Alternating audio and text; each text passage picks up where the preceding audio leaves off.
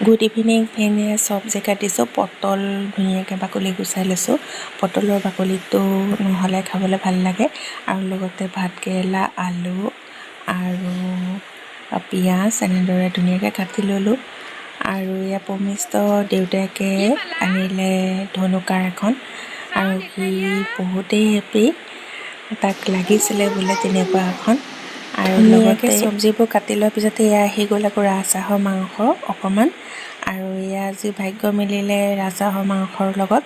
আৰু লগতে ৰাজহাঁহৰ মাংস সদায় ৰঙালাওৰ লগত খালে বোলে ভাল লাগে, আৰু ৰঙালাও, আলু, আদা, নহৰু, পিঁয়াজ এনেদৰে কৰা হ'ল। আৰু লগতে আমাৰলৈ আহিলে আকৌ ব্ৰইলাৰ মাংস মই ধুনীয়াকৈ বনালোঁ এয়া। আৰু লগতে মানুহজনে বনালে ৰাজহাঁহৰ মাংস।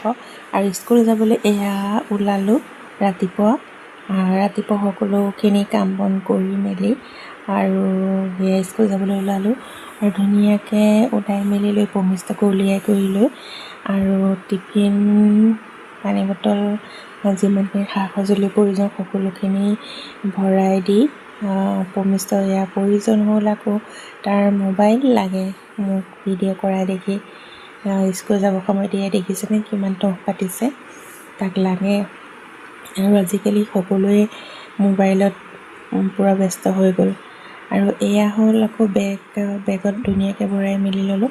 আৰু তিনিওজন তেওঁ যাব অফিচলৈ, আমাকো এয়া স্কুলৰ সন্মুখত নমাই দিব।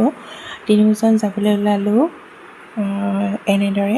আৰু গৈ পাই স্কুলত পমিষ্টক থৈ বা ঘৰ সোমালোঁ। বা আকৌ এয়া ধুনীয়াকৈ মাছৰ কাৰী বনাই আছে। আজিলৈ আহিছোঁ, বাই বাই।